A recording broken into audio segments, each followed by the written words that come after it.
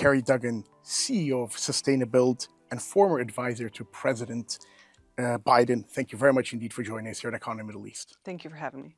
Well, I'd like to start by asking you, how is climate resilience an internal part of national security, particularly in regions with challenging climates such as ours here in the Middle East? I appreciate the question, and it's great to be here to see sort of firsthand, the conditions and the opportunities. Really, really grateful for the time to be here. For me, national security and human health, planetary health and human health and prosperity are all tied into the same thing. They're inseparable. Coming from the States a couple of years ago, our Pentagon even called climate change a threat multiplier. So when you think about migration patterns and exacerbating, existing tensions, if you will, you want to make sure that whatever you have control over, you can make the most efficient, the most resilient. That includes both your building stock, the environmental resources that you need to supply your people, agriculture, and so on, and as well as transport. So the opportunities are well beyond just economic in terms of clean energy and building resiliency. It's about both planetary health, which human health is dependent on. Wonderful. And if I was to ask you to kind of expand a little bit more on the potential you see between USA and UAE in terms of partnerships within climate innovation and the areas that would be most impactful for the globe. For the globe. Yeah, I think it's really exciting. I've actually had a little bit of some briefings since I've been here and had some visibility into the innovation community that's really emerging in this region. And I think it's exciting because I live in Detroit, Michigan, USA. We have a long history known for innovation and making things. So I think that there's definitely some intersections and opportunities with the accelerators and incubators that we have in the US and what's going on here, especially with women. I think that the part that's really most impressed me from my trip so far is just the entrepreneurial spirit and sort of untapped market, if you will, with women entrepreneurs in climate. And then your second question about what's exciting, I mean, I always made the joke when I was in federal service that I love all my states equally. And now I say I love all my technologies equally, but some definitely have a great deal of promise. So I know one of the companies we support deals with energy efficiency in ductwork. I mean, there's nothing more, shiny than ductwork, right?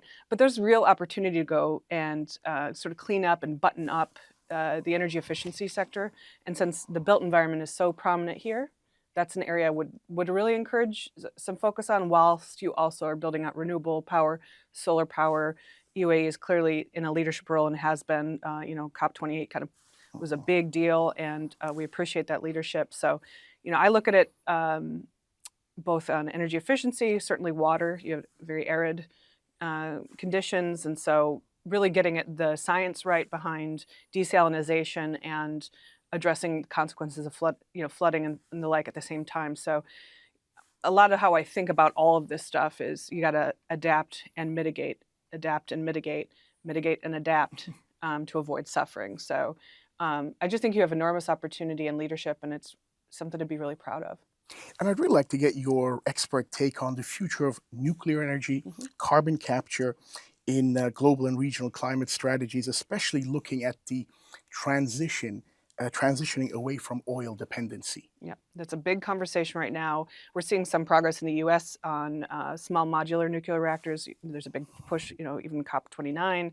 That's part of the conversation, paired with AI. So I know you all have a lot of strength in the AI sector, but that's, I think, going to probably be dependent on more renewable and to include nuclear, of course. So I think that's really exciting. And then carbon capture, I think most of us agree we can't get there, meeting your ambitious goals in UAE, but global goals without having sort of all the tools readily available to us. I study things like Breakthrough Energy. It's a community that came about in the lead up to the Paris Agreement, and kind of their study of the big grand challenges and what are the solutions. And so really looking for those game-changing solutions, and that's something that I do in my practice right now, and something I think, to answer your other question, we can share across borders.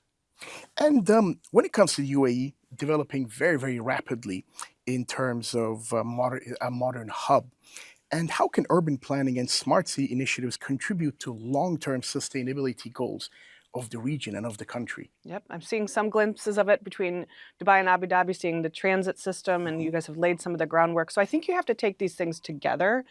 Smart cities, you want to circumvent having additional consequences where you can. You want to build sort of that, we call it hardening infrastructure. So the bones of your cities as they grow need to be really best in class, and you need to think ahead to what sort of like worst case scenario planning what in terms of your building codes.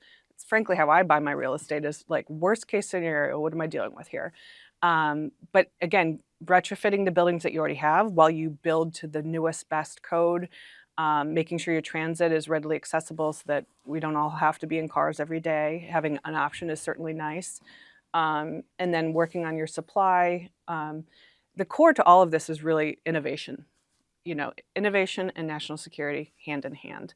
And so wherever you can lean in, and particularly with the young people and the young entrepreneurs, they're going to have these breakthrough moments, and giving them a chance to pilot and demonstrate, that's, I think, a really important role for your leaders, to give them room to try something new. And that's, again, what we spend a lot of our time on, is looking for those early adopters. Maybe a young entrepreneur has just invented some new whiz-bang technology. Giving them a chance, I think, is a really core part of smart cities, but also like just acknowledging the growth. I was in traffic this morning and seeing the amount of growth that this region is having and continues to have. There's a reason people want to be here. And so you don't want to sort of ruin what is so attractive by ballooning and not having that transportation and other amenities and beauty and access to water. So there's just a lot to do, but I don't get sad about it. I think there's enormous opportunity, $1 trillion market opportunity. And so I love what I'm already hearing about your entrepreneurs. And finally, you mentioned innovation. What excites you in terms of climate resilience, in terms of what innovation there is in the pipeline? There's a lot to cover under that question. So I'll try to be, I like shiny, blinky things, but I also really like getting the foundational stuff right. So already this morning I've talked about, what are we going to do with our battery waste? There's enormous opportunity. Critical materials, battery waste leads to further opportunity. So I look at every sort of problem as a solution. Waste streams, there's some really innovative technologies out there to help us deal with, the waste we produce, particularly as our populations grow. For this region in particular, I think the desalinization challenge is going to be a game-changing opportunity, not only for humans, but for the agricultural sector and so on, to thrive. But even just simple stuff like windows, I get excited about windows. It's not a shiny topic, but there's more efficiency to gain, and the less we have to use and waste that we can preserve and keep in our buildings and our built environment, especially as it gets hotter on the planet. I think I would skate to where that puck is going, to use a hockey term from Michigan. Wonderful. Well, on that note, Kerry Duggan, thank you very much indeed for your insights, and wonderful to have you here with us at Economy Middle East. Thank you for having me.